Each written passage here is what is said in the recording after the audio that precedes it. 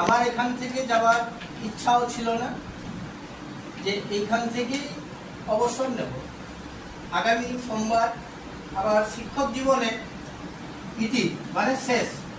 হ্যাঁ, মানে তো তার আগে ম্যাডাম বললেন যে ছাত্রছাত্রীদের একবার দেখা করার জন্য। তাই তোমাদের ম্যাডামের কথা এবং তোমাদের কথা, মাস্টারমশাইয়ের কথা চিন্তা করে আমি আজকে এখানে এসেছি।